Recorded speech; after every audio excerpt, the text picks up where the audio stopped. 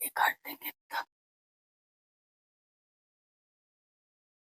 Hello students, welcome to the Singhani education. आज हम 12th class का एक और नया टॉपिक लेकर आए हैं। मैंने क्लास 12th का यूनिट फर्स्ट का सॉल्यूशन का पहले वीडियो बना के डाले हुए हैं। उसमें मैंने कवर किया हुआ है सॉल्यूशन, सॉल्यूट, सॉल्वेंट की definition, types of solution and concentration terms. Concentration terms के ऊपर बेस्ड न्यूमेरिकल भी अवेलेबल है। आप वहां पे जाकर मेरी प्लेलिस्ट में सारे वीडियो देख सकते हो। अब हम यहाँ पे एक और नया टॉपिक पढ़ रहे हैं, वो है सॉल्युबिलिटी। सॉल्युबिलिटी के हम तीन कैटेगरी में पढ़ेंगे सॉल्युबिलिटी को। पहली सॉल्युबिलिटी ऑफ सॉल्युबिलिटी,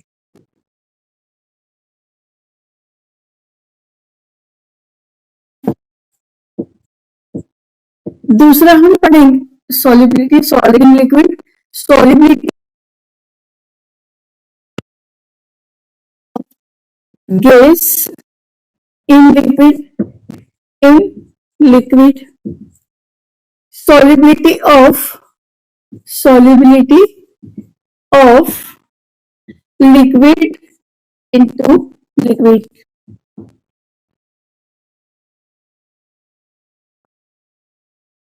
ले रहे हैं तो यहां पर ये solubility of gas in liquid पढ़ेंगे, तब हम स्टडी करेंगे Henry's law. Solubility of liquid in liquid को हम डिस्कस करेंगे, तब हम पढ़ेंगे राउल्ट्स लॉ।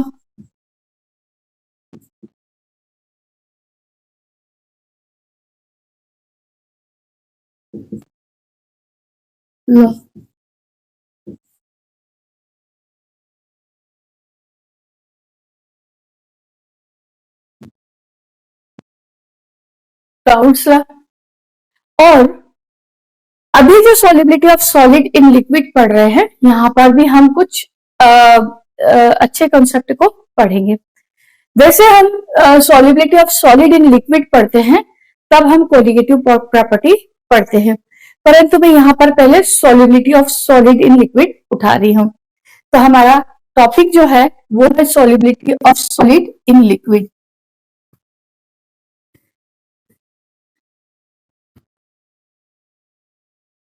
लेपोलेट तो आप सभी ने घर पे बनाए हैं, हम उसी का एग्जाम्पल लेते हैं।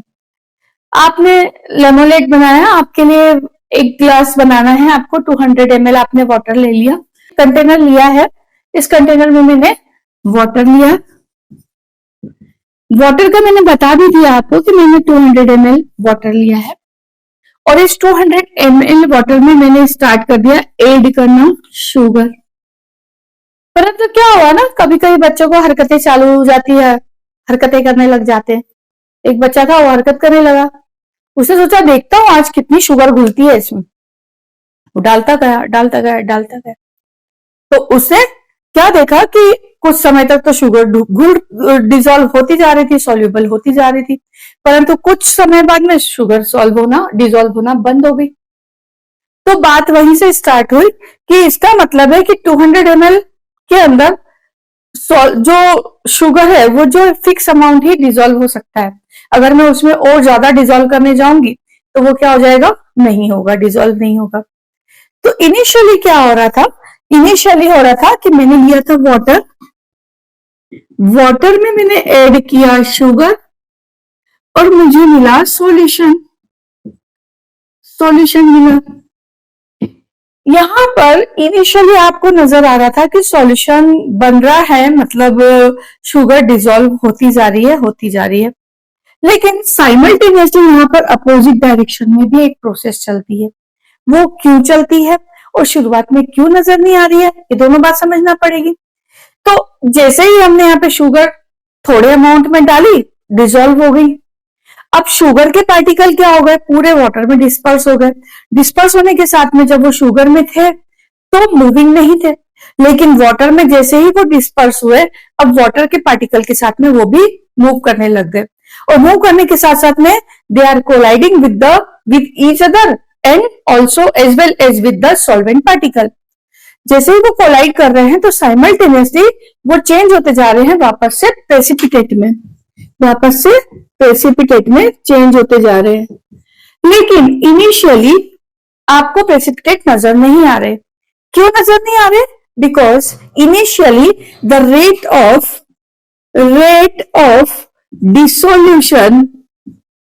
dissolution is greater than the rate of precipitation.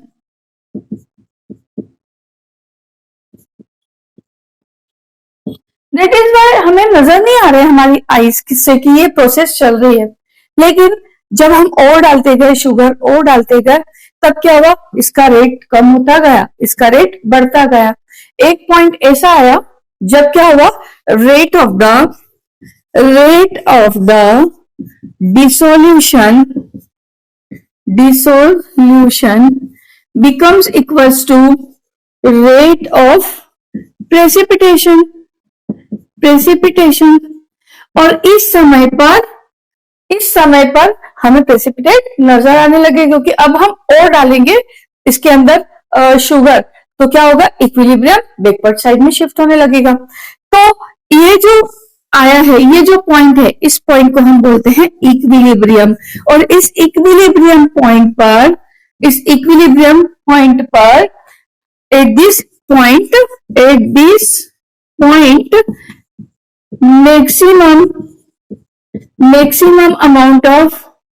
maximum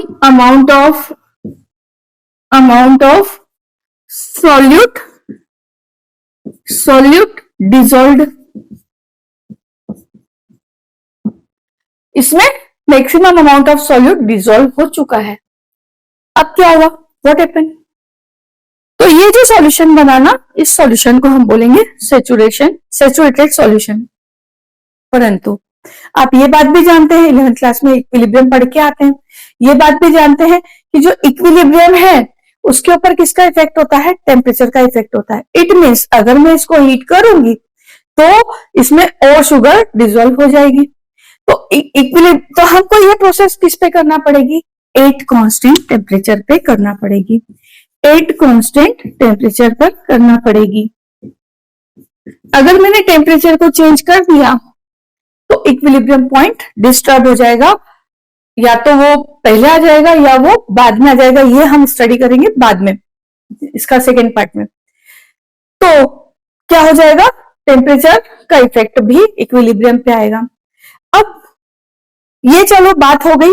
मैंने क्लास में 3 ग्रुप बनाए, स्टूडेंट्स को एक सब्सटेंस दिया और मैंने उनको बोला कि आपको इस सब्सटेंस की सॉल्युबिलिटी निकाल के लाना है। आज थोड़ा सा इंट्रोडक्शन दे दिया था, कल मैंने उनको सॉल्युबिलिटी निकालने का बोल दिया। अब अगले दिन क्या हुआ? स्टूडेंट सॉल्युबिलिटी निकाल के लाए। 3 ग्रुप बनाए थे मैंने। एक ग्रुप ने क्या किया?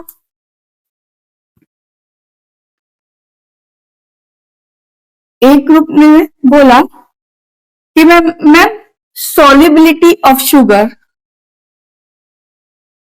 मैंने शुगर ही दे दिया, मान लो सॉल्युबिलिटी ऑफ सॉल्यूट आई 200 ग्राम। ये ग्रुप ए ने रिपोर्ट किया। ग्रुप बी ने रिपोर्ट किया कि जो सॉल्युबिलिटी ऑफ सॉल्यूट है वो हमें हमारी आई 100 ग्राम। थर्ड सी ग्रुप ने रिपोर्ट किया solubility of solute I 150 gram.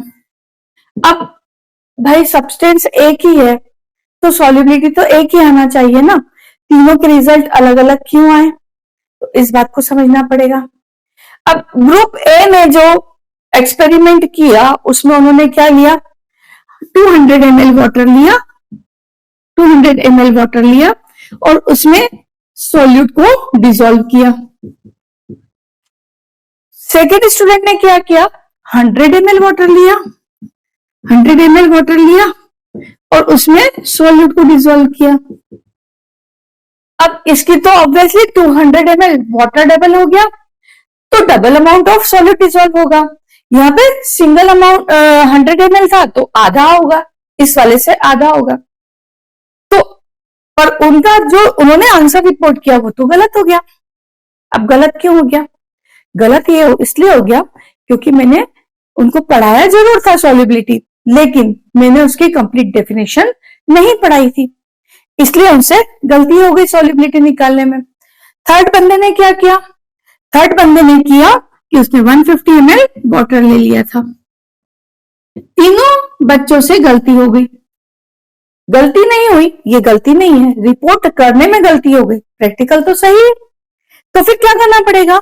Amount of solvent को भी फिक्स करना पड़ेगा, तभी आप सॉल्युबिलिटी को करेक्ट वे में एक्सप्रेस कर पाएंगे, अदरवाइज करेक्ट वे में एक्सप्रेस नहीं कर पाएंगे, सबके रिजल्ट अलग अलग आएंगे। तो यहाँ पे गलती क्या हुई? यहाँ पे हमने अमाउंट ऑफ सॉल्वेंट को फिक्स नहीं किया।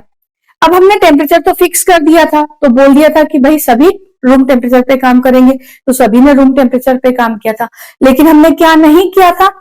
हमने वाटर के अमाउंट को फिक्स नहीं किया था।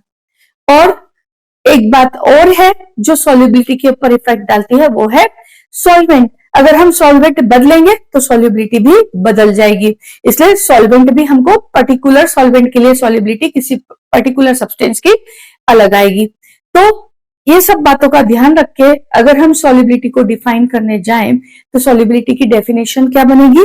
सॉल्युबिलिटी की डेफिनेशन बनेगी the maximum amount of solute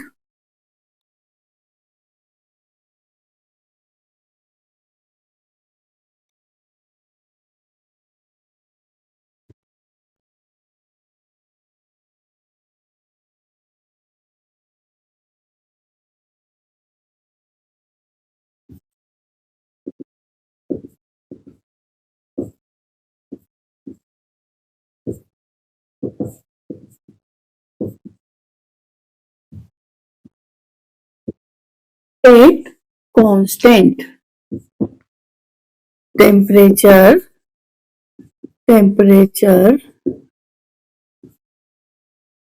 maximum amount of solute in grams dissolved in 100 gram of water of a particular solvent,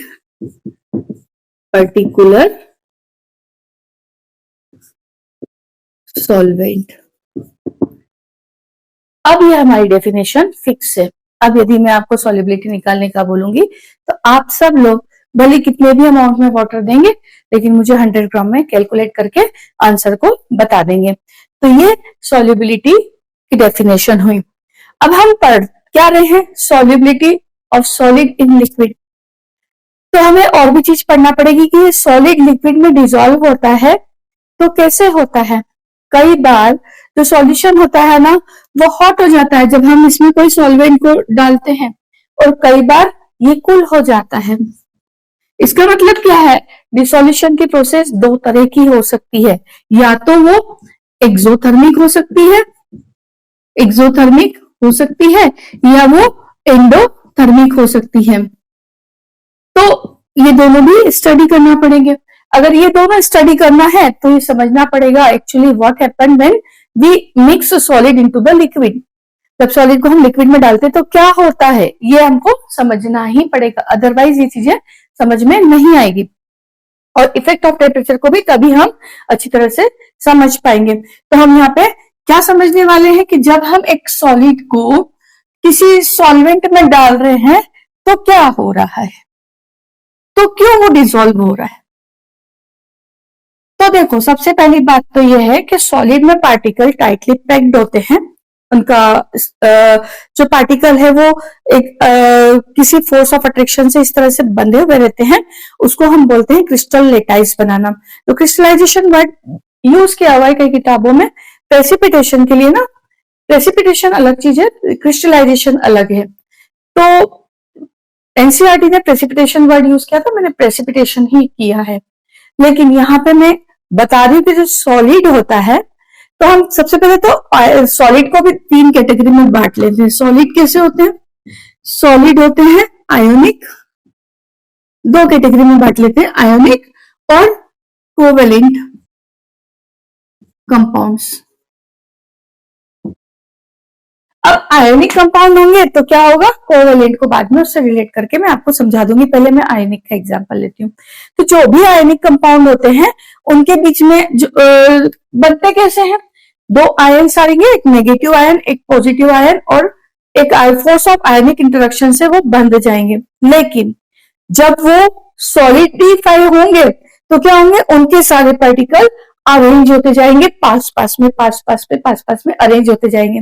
लेकिन ये सारे पार्टिकल जो अरेंज हो रहे हैं वो एक पर्टिकुलर वे से ही अरेंज होते हैं और क्या बनाते हैं, क्रिस्टल बनाते हैं। इसको हम बोलते हैं क्रिस्टल लेटाइस। क्या बनाते हैं आयोनिक कंपाउंड, क्रिस्टल लेटाइस बनाते हैं, क्रिस्टल लेटाइस बनाते हैं। अब ये जो क्रिस्टल लेटाइस बनता है, जब ये बनता है तो एनर्जी रिलीज होती है, क्योंकि आयंस पास पास में आते हैं, उनके बीच में फोर्स ऑफ अट्रैक्शन रहता है, इसलिए वो पास पास में आते हैं और एक दूसरे से फोर्स ऑफ अट्रैक्शन से बंध जाते हैं और स्टेबलाइज हो जाते हैं, क्योंकि एनर्जी रिलीज होती है। अब ये जो लेटाइस बना तो क्या हुआ, एनर्जी रिलीज हुई। अब मैं जब इसको सॉल्यूशन में डाल रही हूँ, सॉल्यूशन बना रही हूँ, वाटर में डाल रही हूँ, तो क्या हो रहा है, ये क्रिस्टल लेटाइस होगा ब्रेक डाउन, इसको ब्रेक होना पड़ेगा, breaking of the crystal lattice. अगर इस क्रिस्टल लेटाइस को ब्रेक होना पड़ेगा तो we have to provide some energy to break the crystal lattice, क्योंकि इनके बीच में तो फोर्स ऑफ अट्रैक्शन है। अगर इनको दूर दूर करना है आयंस को तो हमको क्या देना पड़ेगी, एनर्जी देना पड़ेगी। लेट सपोज मैंने एक कंपाउंड ले लिया जो एक AB टाइप का है और वो दो आयन से मिलकर बना है A+ ion plus B- ion. अब जैसे ही मैंने इसको सॉल्वेंट में डाला, सॉल्वेंट कौन सा लूंगी मैं, पोलर सॉल्वेंट, क्योंकि आयनिक कंपाउंड को डिसॉल्व करने के लिए पोलर सॉल्वेंट की रिक्वायरमेंट होगी, तो मैं पोलर सॉल्वेंट लूंगी। अब इस पोलर सॉल्वेंट में मैंने इस आयनिक कंपाउंड को डाल दिया। जैसे ही मैं डालने जाऊंगी तो क्या होगा, ये जो पोलर सॉल्वेंट है इसमें डाइपोल्स है। जैसे मैं एग्जांपल लेती हूँ वाटर का, इसमें क्या है, डाइपोल्स है। यहाँ पे पॉजिटिव चार्ज है और यहाँ पे पॉजिटिव चार्ज है, यहाँ पे नेगेटिव चार्ज है। अब ये डाइपोल्स होने की वजह से ये इस पार्टिकल के, इस कंपाउंड के आसपास सराउंड करेगा और फिर क्या करेगा, ये आयंस को पुल करने की कोशिश करेगा। इसका जो नेगेटिव पार्ट है वो पॉजिटिव आयन को पुल करेगा और जो पॉजिटिव पार्ट है वो नेगेटिव आयन को पुल करेगा। इस चक्कर में, इस खींचातानी में क्या होगा, एक सिंपल वर्ड यूज किया, इस खींचातानी में क्या होगा, ये दोनों आयन ब्रेक डाउन हो जाएंगे। अब ये दोनों आयन ब्रेक डाउन हो गए परंतु तो वाटर पार्टिकल इसमें है, तो क्या हुआ, इसको ब्रेक होने के लिए कुछ एनर्जी की रिक्वायरमेंट थी। अब ये एनर्जी कहां से मिलेगी, तो यहाँ पे साइमल्टेनियसली एक प्रोसेस और चल रही है, दो प्रोसेस और चल रही है, एक्चुअली दोनों समझाऊंगी। एक तो ये है कि जो वाटर मॉलिक्यूल है उनके बीच में हाइड्रोजन बॉन्डिंग भी है, इस तरह से हाइड्रोजन बॉन्डिंग भी है। अब ये जो पार्टिकल इसके आसपास सराउंड कर रहा है, तो इन दो पार्टिकल के बीच की हाइड्रोजन बॉन्डिंग को भी ब्रेक होना पड़ेगा, क्योंकि ये जो आयन आएंगे उनके बीच में आके डिस्पर्स होंगे, तो इसके हाइड्रोजन बॉन्डिंग को भी ब्रेक होना पड़ेगा। अब इस हाइड्रोजन बॉन्डिंग को ब्रेक होने के लिए भी एनर्जी की रिक्वायरमेंट है, तो यहाँ पे भी हमको क्या करना पड़ेगा, एनर्जी देना पड़ेगी। मतलब ये जो प्रोसेस है ये है एंडोथर्मिक, एंडोथर्मिक, इसको हमको एनर्जी प्रोवाइड करनी पड़ी, किसमें चेंज करने के लिए, आयंस में चेंज करने के लिए। This process is also endothermic, इसके लिए भी हमको क्या करना पड़ा, एनर्जी प्रोवाइड करनी पड़ी हाइड्रोजन बॉन्ड को ब्रेक डाउन करने के लिए। पर जब ये आयंस में चेंज हो गए ना, ये आयंस में चेंज हो गए, तो वाटर ने क्या करा, वाटर ने क्या किया, इस आयन के आसपास एक स्लिट बना ली, स्लिट मतलब एक एनवेलप बना लिया और इनको घेर लिया, A+ आयन को। किस तरह से घेर लिया, A आयन को, जो प्लस आयन है उसको वाटर ने क्या किया, सराउंड किया। अब वाटर ने सराउंड कैसे किया, A के ऊपर प्लस चार्ज है ऑक्सीजन के ऊपर नेगेटिव चार्ज है, तो नेगेटिव पार्ट कहां पे आ गया?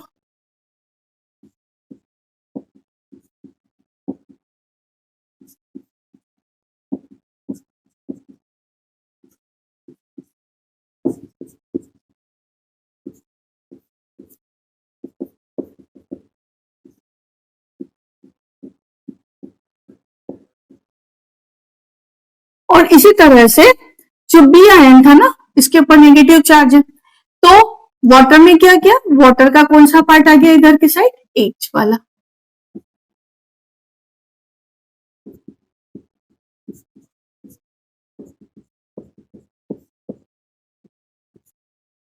इस तरह से अब ये मैंने तो कुछ पार्टिकल बनाए, ये पार्टिकल बहुत ज्यादा अमाउंट में होते हैं वाटर के, क्योंकि सॉल्वेंट के पार्टिकल बहुत ज्यादा होते हैं। अब उस चक्कर में क्या होगा कि ये ए प्लस आयन वापस से बी प्लस आयन के साथ में जुड़ नहीं सकता, तो ये क्या करने लगे? वाटर में फ्रीली मूव करने लगे। अब फ्रीली मूव करने लगे तो ये जो प्रोसेस हुई है ना, इस प्रोसेस को बोलेंगे हम सॉल्वेशन।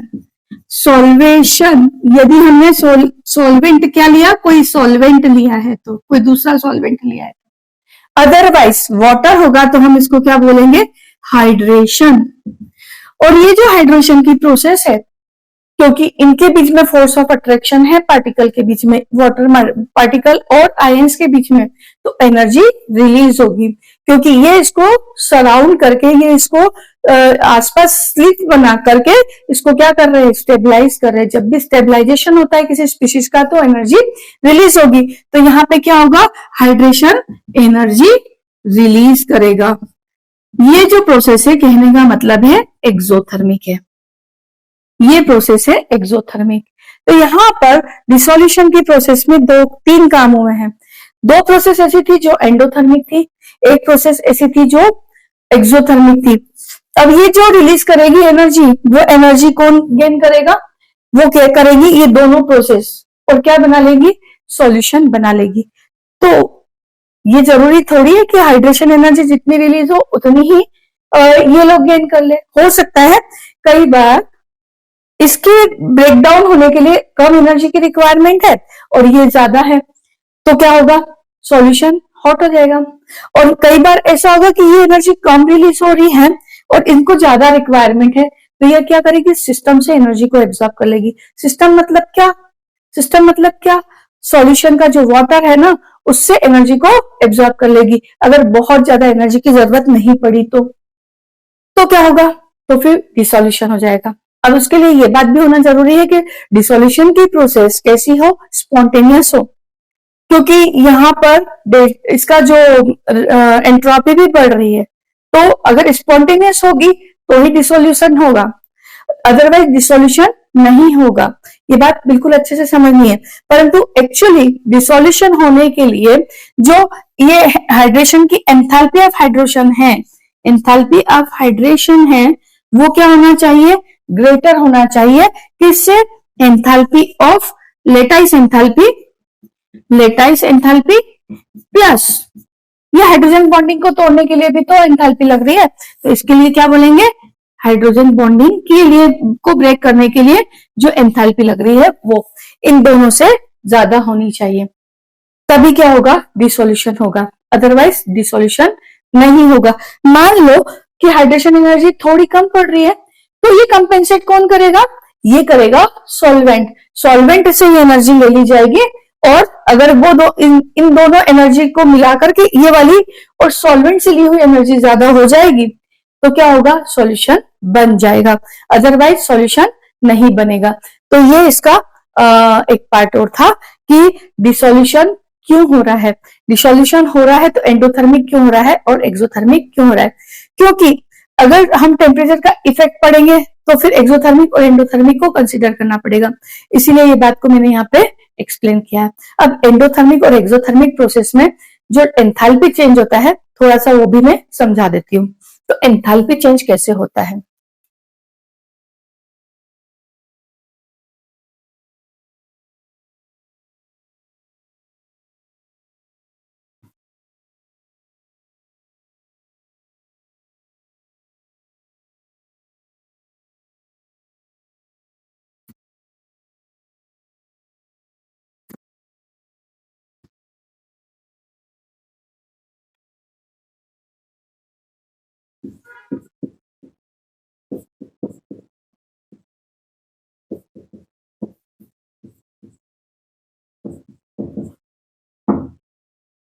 ये एक प्रोसेस है, डिसोल्यूशन एक प्रोसेस है।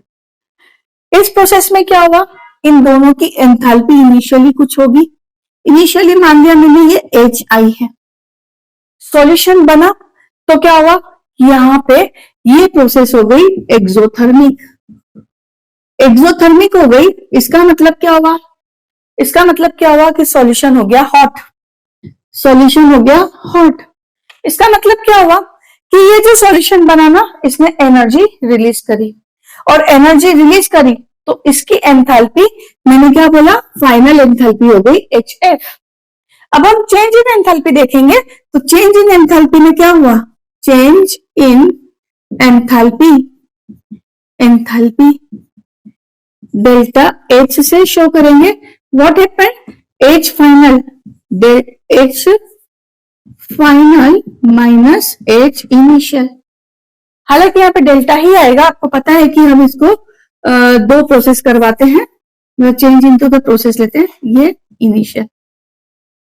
अब यहाँ पे क्या होगा, यहाँ पे देखो इसकी एंथैल्पी कम है इससे, क्यों कम है, क्योंकि इसने एनर्जी रिलीज करी है, एनर्जी रिलीज करी है, और एनर्जी रिलीज करी है तो इस सॉल्यूशन की एंथैल्पी क्या हो गई है, कम हो गई है।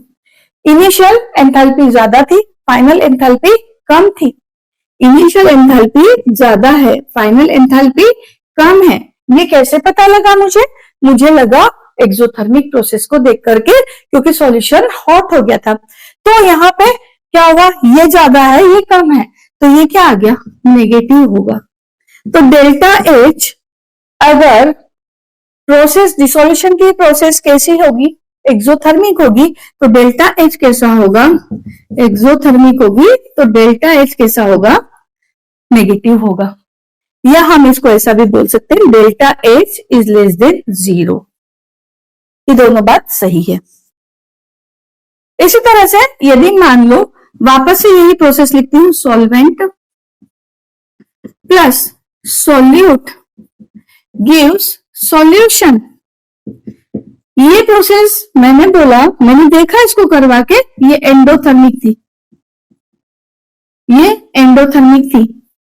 अब क्या होगा, एंडोथर्मिक थी तो इनकी जो कुछ एंथैल्पी है, इनिशियल एंथैल्पी कुछ होगी, और इनकी जो फाइनल एंथैल्पी है वो कुछ होगी। अब क्योंकि इसकी एंथैल्पी कम है, क्योंकि प्रोसेस क्या है, एंडोथर्मिक है, बाद में एंथैल्पी इसकी ज्यादा हो गई, क्योंकि सॉल्यूशन ठंडा हुआ तो एनर्जी कहां से ली इसने, सॉल्यूशन से ली, तो इसकी तो एनर्जी बढ़ गई ना, सॉल्यूशन की एनर्जी तो बढ़ गई। तो यहाँ पे HF क्या होगा, H फाइनल ग्रेटर होगा, और H फाइनल ग्रेटर होगा तो जब हम इसके अंदर चेंज इनटू द एंथैल्पी निकालेंगे, चेंज इनटू द एंथैल्पी निकालेंगे तो क्या आएगा, delta H final minus H initial, H initial. और जब ये ऐसा आएगा तो ये ग्रेटर है, ये स्मॉलर है, तो ग्रेटर में से स्मॉलर माइनस होगा तो क्या आएगा आंसर, पॉजिटिव। बहुत इंपॉर्टेंट है ये, टेम्परेचर का इफेक्ट समझ में नहीं आएगा अगर ये चीज समझ में नहीं आई, और आगे भी routes, deviation of the routes law भी समझ नहीं आएगा अगर ये चीज समझ नहीं आई। तो बहुत ध्यान से समझने की चीज है ये। तो क्या हुआ, डेल्टा H पॉजिटिव होगा, मतलब यदि प्रोसेस एंडोथर्मिक है, एंडोथर्मिक है तो क्या होगा, तो क्या होगा, delta H is greater than 0 होगा। या हम ऐसा भी बोल सकते हैं, delta H will be equals to positive. ये दोनों बात हम बोल सकते हैं। ये हमारे फाइनल रिजल्ट्स बहुत इंपॉर्टेंट है, जिसको याद रखना है समझ के साथ में। तो अब हम नेक्स्ट टॉपिक में कवर करेंगे फैक्टर्स अफेक्टिंग द सॉल्युबिलिटी, बहुत इंपॉर्टेंट है। उसके पहले मैंने सारी चीजें आपको एक्सप्लेन कर दी, अब आपको फैक्टर्स अफेक्टिंग द सॉल्युबिलिटी पढ़ने में कोई दिक्कत नहीं आएगी, और वहां से बहुत ही लॉजिकल क्वेश्चन बन के आते हैं जो कि हमें समझना बहुत जरूरी है, बहुत बहुत जरूरी है। एक बार एंट्रोपी से रिलेटेड भी क्वेश्चन आया हुआ है, वो भी मैं आपको एक्सप्लेन कर दूंगी। तो अब हम नेक्स्ट लेक्चर में मिलते हैं, तब हम पढ़ेंगे factors affecting the solubility of the substance. तब तक के लिए bye bye, thank you for coming to the Singhania education.